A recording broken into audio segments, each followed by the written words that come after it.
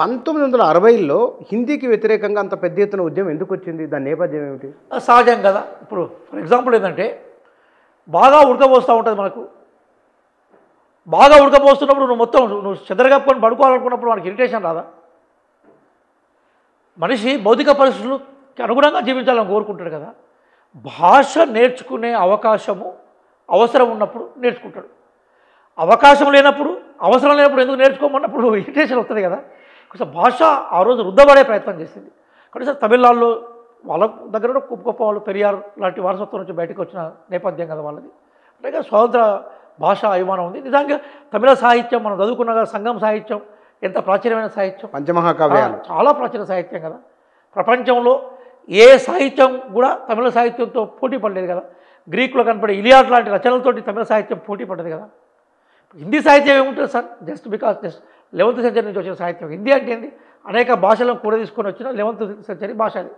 కాబట్టి సహజంగా ఏ సాహిత్య ప్రాచీన వారసత్వాన్ని తీసుకొని వచ్చిందో ఆ భాషను చంపే ప్రయత్నం చేసినప్పుడు సహజంగా భాషాభిమానుల కోపం వస్తుంది కదా. అది కేవలం నేను తమిళనాడులో వచ్చిన ఆందోళన అనుకోను. నేను అది కేరళలో కూడా వచ్చింది, మన తెలంగాణ, తెలుగు, ఉమ్మడి ఆంధ్రప్రదేశ్లో కూడా హిందీ ముద్రాన్ని వ్యతిరేకించారు దాన్ని. కాబట్టి అక్కడ అది ఉద్యమ రూపం తీసుకున్నది. ఇక్కడ అభిప్రాయాన్ని వ్యక్తీకరించే దశ. అంటే తెలంగాణలో ఎంతో కొంత ఉర్దూ ప్రభావం ఉంటుంది కాబట్టి కొంత అనుకోవచ్చు. ఆంధ్రలో మరీ ఘోరం. అంటే ఇక్కడ రెండు విషయాలు ఉంటాయి సార్. ఇప్పుడు తెలుగు అనేదాన్ని కూడా మనం స్పష్టమైన నిర్వచనం ఎట్లా ఇస్తాం మనం? ఇప్పుడు నిజానికి చెప్పాలనుకుంటే ఇప్పుడు తెలంగాణ తెలుగు, ఆంధ్ర తెలుగు తేడా ఉంటుంది, యాసలో భాషలో తేడా ఉంటుంది కదా. తేడా ఉంటే మనకు అర్థమవుతుంది, ప్రాబ్లం లేదు. నేనేమంటున్నాను సార్, భాష అనేది నీ వ్యక్తీకరణకే దోహదపడాలి తప్ప భాష వల్ల అవకాశాలు కొత్తగా క్రియేట్ చేయడం అనేది రైట్ కాదంటున్నాను నేను. ఇప్పుడు నేను ఇక్కడ ఎవరు ఆర్టికల్ చదివిన, నేను తమిళనాడులో ఉన్న వారికి హిందీ వెరీ టిపికల్, మన కోస్తా జిల్లాలో ఉన్నారు టిపికలే. ఎందుకంటే అక్కడ ఉర్దూ వాళ్ళు కూడా తెలుగు అద్భుతంగా మాట్లాడతారు, ఉర్దూ కంటే కూడా. అట్లనే ఈ హిందీని రుద్దడం వలన ఆ పిల్లలు కొత్తగా వచ్చేదే, నేర్చుకునేది ఏమీ లేదు, ఈవెన్ దో ఇంగ్లీష్ ఆల్సో అని అన్నారు. దీన్ని మనం ఈ యాంగిల్లో చూసుకున్నప్పుడు పిల్లలకు భాష బోధించే పద్ధతి కానీ లేదా దాని నిర్వహణ కానీ సరిగ్గా ఉన్నదా? ఇప్పుడు రెండు విషయాలు సార్. మొట్టమొదటిసారిగా 1883 వరకు తెలంగాణ విషయాలు మాట్లాడుతున్నారు కాబట్టి 1883 వరకు ఇక్కడ అఫీషియల్ లాంగ్వేజ్ పర్షియన్ లాంగ్వేజే ఉండేది. పర్షియన్ లాంగ్వేజ్ కామన్ లాంగ్వేజ్ కాదు కదా. అప్పుడు మనకు మనకి ప్రధానంగా కన్నడము, మరాఠీ, తెలుగు కలిసిన ప్రాంతాలు నిజాంలో.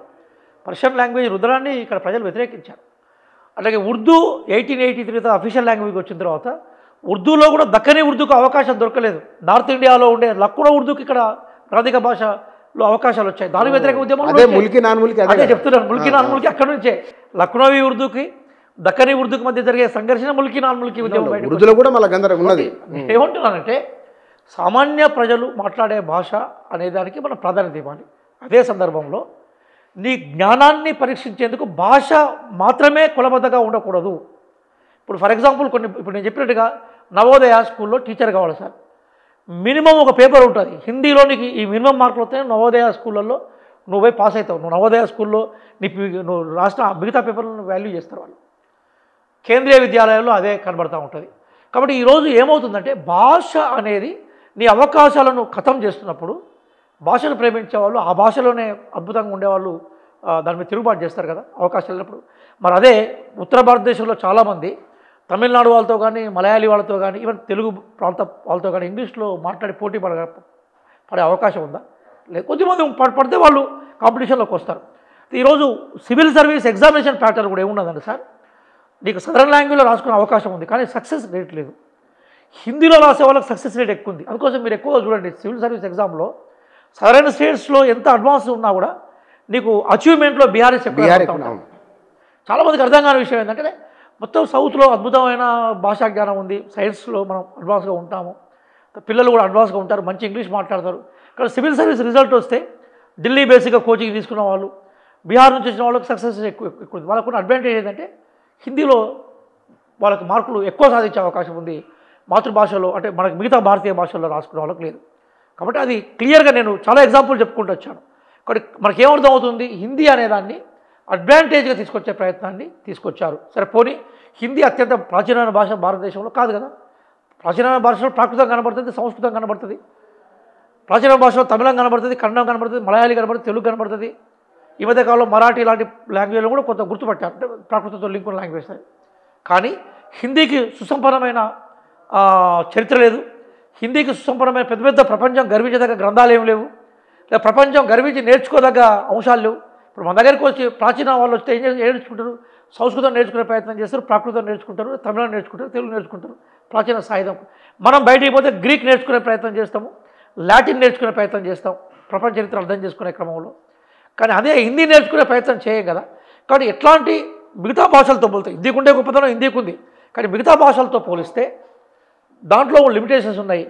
దానిని బలవంతంగా రుద్దే ప్రయత్నం ఏదైతే ఉందో రైట్ కా. భారతదేశంలో విద్యా కమిషన్లు ఎన్ని ఉన్నాయి? భారతదేశ విద్యా విధానం ఎట్లా రూపకల్పన జరిగింది? దాని నేపథ్యం ఏమిటి? అంటే వాస్తవంగా బ్రిటిష్ వాళ్ళ టైంలో ప్రధానంగా ఇంగ్లీషే ప్రధాన బోధనా భాష ఉండే సార్ ఉన్నది. కాబట్టి ఆ రోజుల్లో మన వాళ్ళు ఆ భాషా చైతన్యంతో ఫ్రెంచ్ విప్లవాన్ని, అమెరికన్ విప్లవాన్ని అర్థం చేసుకొని ఇక్కడ స్వాతంత్ర ఉద్యమానికి నాయకత్వం వహించారు. దాని తర్వాత ఏమైపోయిందంటే మాతృభాషలో విద్య అనే ఒక కాన్సెప్ట్ బాగా బయటకు వచ్చింది. అంటే బ్రిటిష్ వాళ్ళ ఇంగ్లీషు కొలోనియల్ లాంగ్వేజ్ కాబట్టి దాన్ని కంటిన్యూ చేయడం సరైనది కాదనేది మళ్ళీ మాతృభాషలోకి వచ్చినాయి. ఆ మాతృభాషలో విద్యాబోధన వచ్చినప్పుడు ఏ రాష్ట్రంలో ఆ రాష్ట్రం విద్యాబోధన తీసుకున్నది. అయితే దాన్ని చాలా కాలం వరకు అట్లే కంటిన్యూ అయినాక 2000 సంవత్సరం వచ్చినాక అంటే ప్రధానంగా సోవియట్ యూనియన్ కొలాప్స్ అయిపోయినాక ఏం జరిగిందంటే భాష అనేది ఒక కీలకమైన రోల్ ప్లే చేయడం స్టార్ట్ అయింది ప్రపంచంలో. గ్లోబలైజేషన్ అవకాశాలు పెరిగిపోయినాయి. ఇంగ్లీష్ నేర్చుకోకుంటే నువ్వు కేవలం ఒక ప్రాంతాన్ని మాత్రమే పరిమితమయ్యే ప్రయత్నం జరిగింది. మార్కెట్ అంతా ఇంగ్లీష్ కాబట్టి అదొకటి. రెండోది ఏమైందంటే ప్రొఫెషనల్ కోర్సెస్కి బాగా వాల్యూ పెరిగింది సార్. లా కానీ, ఎంబీఏ కానీ, ఫార్మసీ కానీ, మెడిసిన్ కానీ, ఇంజనీరింగ్ కానీ అవి ఇంగ్లీష్లో ఉంటాయి ప్రొఫెషనల్ కోర్సెస్ కాబట్టి. మరి ప్రొఫెషనల్ కోర్సులో నువ్వు నిష్ణాతులు కావాలంటే ఏం చేయాలి? ఇంగ్లీష్ నేర్చుకోవాలి. కాబట్టి తక్కువ ఇన్కమ్ ఉండే వాళ్ళు కూడా ఏం చేశారంటే వాళ్ళ పిల్లల మంచి భవిష్యత్తు కోసం మంచిగా చదువుకోవాలని కోరుకోవడం తప్పేం కాదు కదా, ఇంగ్లీష్ వైపు తీసుకుపోయినారు. పోయే క్రమంలో ఏమైందంటే ఇది ప్రైవేటైజేషన్ దారి తీసింది. నిజంగా గవర్నమెంట్ స్కూళ్ళలో కనుక ఇంగ్లీష్ నేర్పితే ప్రైవేట్ స్కూల్లో ఒక్కడు కూడా రాకపోయి ఇక్కడ అన్నట్టు. చాలామంది ఏమనుకుంటే గవర్నమెంట్ స్కూళ్ళలో మంచి ఎడ్యుకేషన్ ఉండదు, టీచర్లు శ్రద్ధ పెట్టారు. అదే అబద్ధాలు సార్. గవర్నమెంట్ స్కూల్లో టీచర్లు మంచి టీచర్లు ఉంటారు, శ్రద్ధ పెడతారు. లాంగ్వేజ్ లేకపోవడం వల్ల నేను చాలా క్లియర్, దీన్ని ఎవరు ఒప్పుకోరు అసలుకే. ఈరోజు మాతృభాషలో విద్యాబోధన చేస్తారని చాలామంది ఫోజులు పెట్టుకుంటూ వస్తున్నారు కదా, గౌరవనీయులు వెంకయ్య లాంటి వాళ్ళందరూ కూడా. వాళ్ళ పిల్లల్ని ఒక్కసారి బయటికి తీసుకురమ్మనండి, వాళ్ళ పిల్లలు ఏ లాంగ్వేజ్లో చదివిందో మనకు అర్థమవుతూ ఉంటుంది. చాలా క్లియర్ కదా. నేను ఒక్కరి ఎగ్జాంపుల్ అని చెప్పట్లేదు, చెప్తున్నాను. మాతృభాషలో అని ఏ రోజు అరుస్తున్నారు. మన దగ్గర చుక్కారామయ్య గారు కూడా మాతృభాషలో విద్యాబోధన అన్నారు. వాళ్ళ వారసులు ఎక్కడ ఏ భాషలో చదివిలో ఒకసారి బయటకు తీసుకురండి, క్లియర్ తెలుస్తుంది కదా. ఈరోజు మాతృభాష, పితృభాష ఇవి చర్చ కాదు. చర్చ ఏంటంటే అవసరమైన భాష, the language which can provide livelihood to you in a proper way.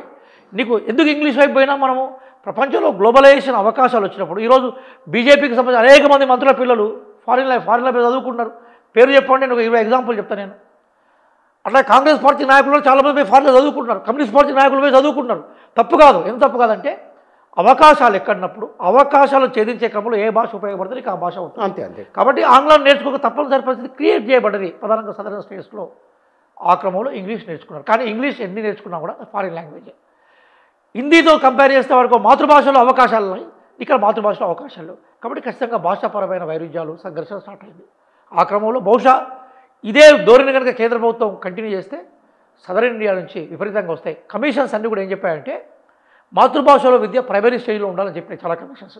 కానీ క్రమక్రమంగా ఇంగ్లీష్ని ఒక ఫుడ్ కోర్స్గా తయారు చేయాలి, ఎందుకంటే ఇంగ్లీష్ నేర్చుకోకుండా బయట అవకాశాలు లేవాలనే విషయాన్ని బలంగా చెప్పింది మాత్రం యశ్పాల్ కమిటీ. ఆ యశ్పాల్ కమిటీ సిఫార్సులే నేను ఎడ్యుకేషన్లో ఒక పిహెచ్డీ చేసిన వాడిగా భారతదేశానికి ది బెస్ట్ ఎడ్యుకేషన్ కమిషన్ ఏదైతుందో కొఠారికి చెప్పిన సోషల్ స్టేటస్ టీచర్లకు ఉండాలనే స్లోగన్తో పాటుగా కామన్ స్కూల్స్ పెట్టాలనే స్లోగన్తో పాటుగా ఎన్సీఎఫ్లో 2005 చెప్పిన ఇంగ్లీష్ లాంగ్వేజ్ని చిన్నప్పటి నుంచి నేర్చుకోవడం వల్ల గ్లోబల్లో అవకాశాలు ఎక్కువ వస్తాయనే రికమెండేషన్ గొప్పదిగా నేను భావిస్తున్నాను. అదే 2020 నేషనల్ పాలసీ ఆఫ్ ఎడ్యుకేషన్ వచ్చింది. అదే చాలా గౌరవం. అది ఇంకా కంప్లీట్గా అదేం చెప్పి సంస్కృతంలో విద్యాబోధన ఉండాలి, అట్లాగే పూర్తిగా భారతదేశానికి సంబంధించిన బేసిక్ హెరిటేజ్ ఏదైతుందో అదే విద్యలో కీలకమైన పాత్ర పోషించాలని చెప్పింది. సంస్కృతాన్ని నేర్చుకునే వాళ్ళకి సంస్కృతంలో నేర్పడం తప్పేం కాదు, ఉర్దూలో చదువుకునే వాళ్ళకి ఉర్దూలో చదవడం తప్పేం కాదు. అదే సందర్భంలో ప్రపంచం ఎటువైపు చూస్తుంది sir, what are the trends. ఇక్కడ విద్య అనేది 15 ఏళ్ళు చదివితే డిగ్రీ సర్టిఫికేట్ వస్తుంది, 20 ఏళ్ళ వయసు వస్తే అప్పుడు మనకు పీజీ సర్టిఫికేట్ వస్తుంది, 22 ఏళ్ళు 23 ఏళ్ళకి పీజీ సర్టిఫికేట్లు వస్తాయి మనకు. ఆ నేపథ్యంలో 20 ఏళ్ళు నీ జీవితంలో 15,000 గంటలు స్పెండ్ చేస్తే నువ్వు 10th క్లాస్ సర్టిఫికేట్ నీకు ఇస్తారు. స్కూళ్ళలో 15,000 గంటలు ఉంటే 10th క్లాస్ ఇస్తారు. 15,000 గంటలు 15,000 గంటలు 17,000. ఎస్. అంటే ఇంత అద్భుతమైన సంపద, ఇంత అద్భుతమైన కాలాన్ని నువ్వు స్కూళ్ళల్లో, కాలేజీలలో, యూనివర్సిటీలో స్పెండ్ చేస్తే అది నీకు ఉపాధి కూడా ఇవ్వాలి కదా, నీకు బతుకు తెరువు ఇవ్వాలి కదా. ఇవ్వనప్పుడు ఏమవుతుంది, ఎత్తి మీద మనం ఆటలో పెట్టుకున్న పావులో కూడా ఎవడు కొనుక్కోడు. ఇప్పుడు జరుగుతున్న అదే కదా సార్. బికాస్ బతుకు తెరువుకు సంబంధించిన విద్య ఉండాలనుకున్నప్పుడు బతుకు తెరువును ఏ భాష ఎక్కువగా ఇస్తో ఆ భాష నేర్చుకోవడం వైపు మనం మొగ్గు చూపాలనేది నా ఆకాంక్ష. ఈరోజు గ్లోబలైజేషన్ ఫినామినాలో ఇంగ్లీష్ మీడియంలో చదువుకోవడం వల్ల ఎక్కువ అవకాశాలు వస్తాయనేది నా అభిప్రాయం.